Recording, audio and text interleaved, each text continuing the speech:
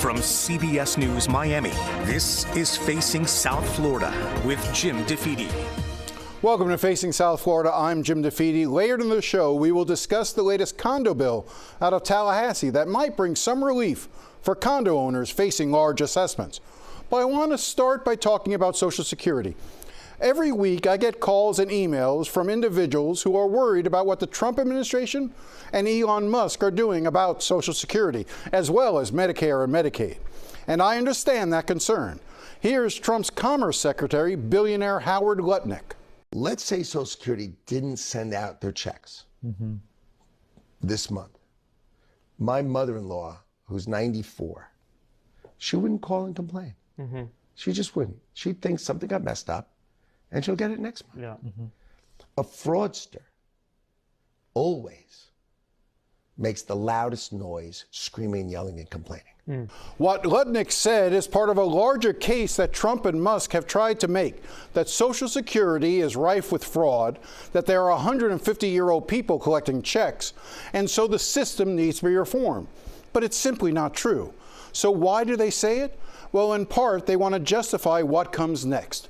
So I want to take some time this morning focusing on Social Security, because in the coming weeks, you're going to hear a lot about it.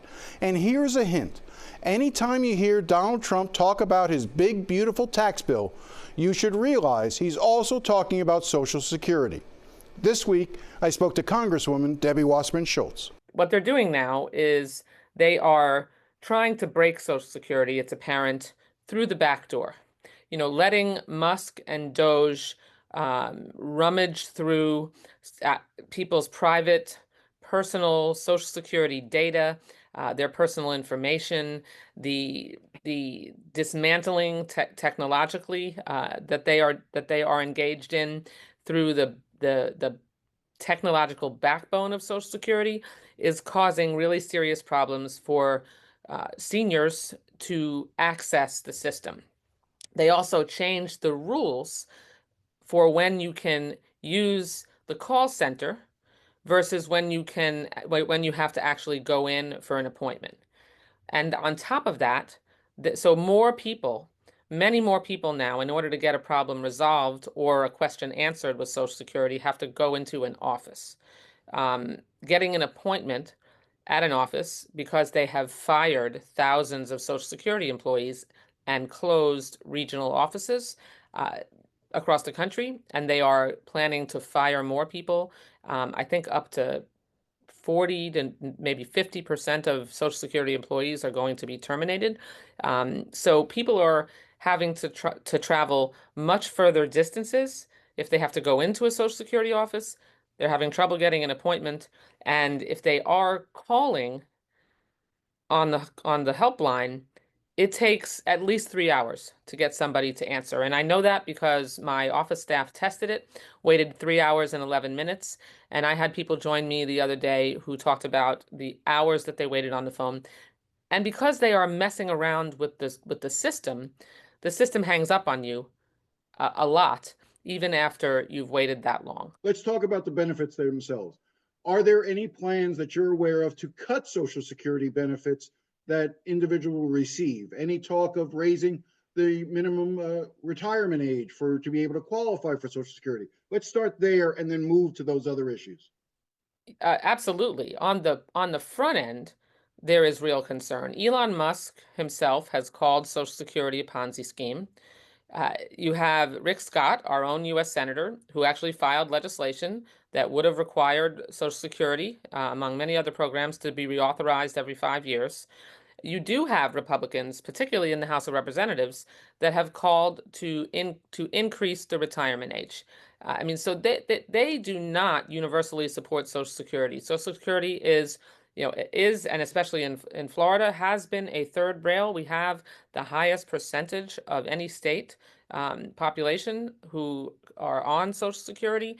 I have 130,000 people in my district who are on Social Security, and you have to also remember there are people who get Social Security, who need Social Security, who are on Social Security disability, children who Social Security disability is a lifeline for, and so you just the devastation that would occur for millions of Americans if their Social Security benefits are jeopardized are critical. And the But to other be clear, but we just but to be clear, there is nothing currently in legislative form that would lower benefits or raise the age. I just want to I want right. to sort of Being set clear, fears on that aside for right now.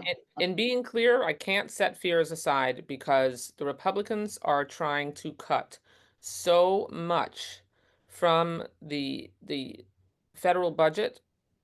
It is nearly impossible for them not to touch benefits, not to touch that funding in Medicaid, in places like Social Security, without going to the mandatory benefits side of the ledger. So And that takes me nicely to the next part, which is we've been hearing a lot in the news. Donald Trump keeps talking about this big, beautiful tax bill.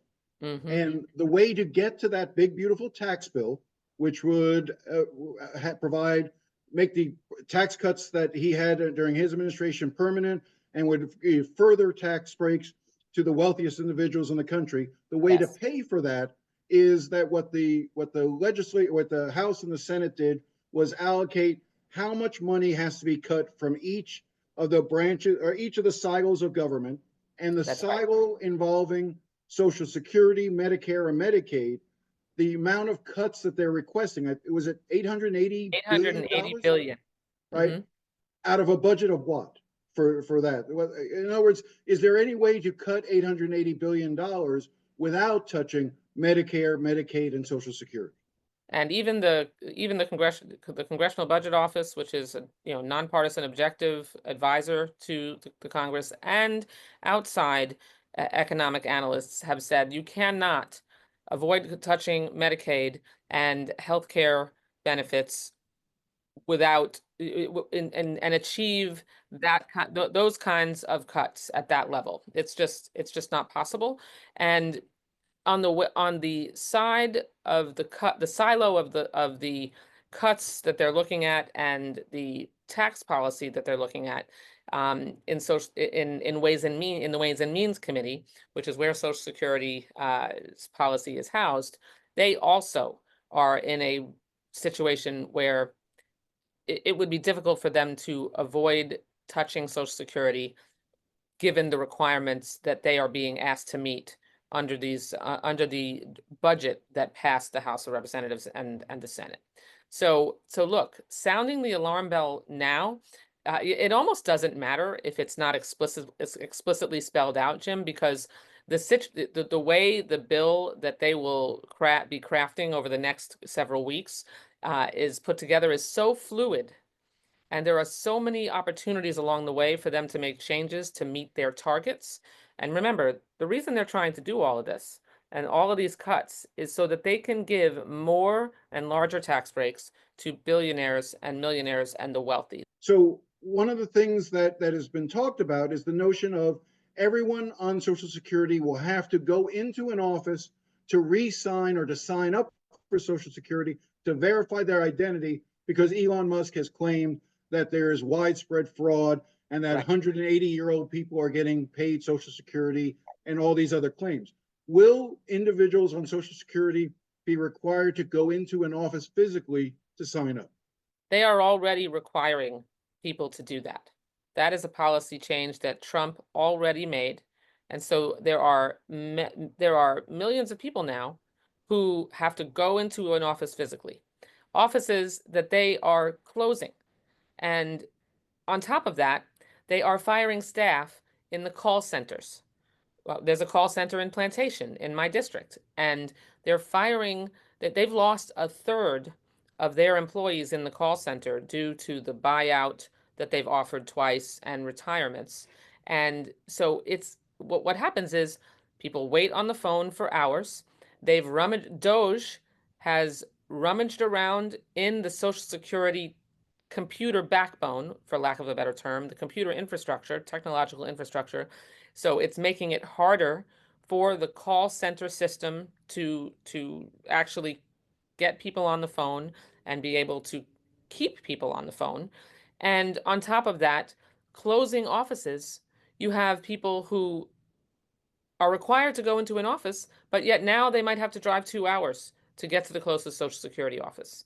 So Just to be clear, my understanding is none of the offices in South Florida, though, have closed. They've taken cuts so in far, terms of their staffing levels, but the only Social Security office I'm aware of that's slated for closure, I think it will close this week, is in Northern Florida, correct? right. So that there have not been offices closed, but you have a third of the employees in the call center who are gone. And there were only 40. There were only 40 people there to begin with. So that means that you're going to have longer wait time. We already have longer wait times to get someone on the phone. And then on top of that, more people streaming into the office because they're required to see someone in person. Appointments are much more difficult to get. All this, to sum up, is designed to break Social Security through the back door so that they can point to Social Security, say that it's broken, even though it was they that broke it, and say, see, Social Security doesn't work, and we're going to have to move towards privatization. That's what it reminds me a lot of what took place with the state's unemployment system during COVID. Exactly. Where people couldn't sign up, they couldn't figure out the forms, nothing was working, all of that, and then people just stopped trying and therefore never received the benefits they were entitled to. That's right. And you know what's worse about the situation with Social Security is that there are deadlines. If you don't meet the deadline when you qualify, particularly for Medicare, if you don't meet and remember, you sign up for Medicare through the Social Security office as well, if you don't meet the deadline, then you start having a penalty. And so if let's say you're cutting it too close to go when you have to, with the first deadline to sign up for Social Security and for Medicare, if you cut it too close and you can't get access to the office or someone on the phone to go through the process, and it takes multiple times you have multiple calls, lots of questions. If you don't sign up in time, then you have a lifetime penalty where you're actually going to get less benefits than you were entitled to. Can you sign up either for Social Security or Medicare online, or is it only in person? With the changes, as I understand, you can sign up online. But remember, we're dealing with senior citizens, a lot of whom don't have access to a computer. I mean, when I go to my senior centers and I talk to my seniors about the issues that are important to them, much of the concern that they express is that they're getting taken advantage of and defrauded by fraudsters through online schemes. And so if they can even figure out how to get on a computer, they need assistance. I have people in my district who've already called me and said they're 2 months, they haven't gotten their check for 2 months, and they can't get anyone on the phone to fix it. And we're having calls, many more calls, constituent calls coming into the office as a result.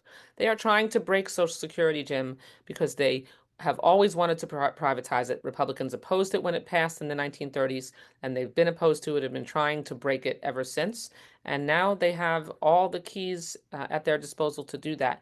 So people have to fight back. They have to speak up. They have to contact their Republican representatives and urge them to make sure that they protect Social Security and don't let Musk and Doge and Trump continue, and don't let this budget process diminish the benefits further and cut the hell out of the ability for Social Security to get folks' questions answered and for them to be processed so they can get the earned benefits that they deserve. When we come back, the new condo bill that legislators believe will bring relief to those who are struggling with higher assessments. Stay with us.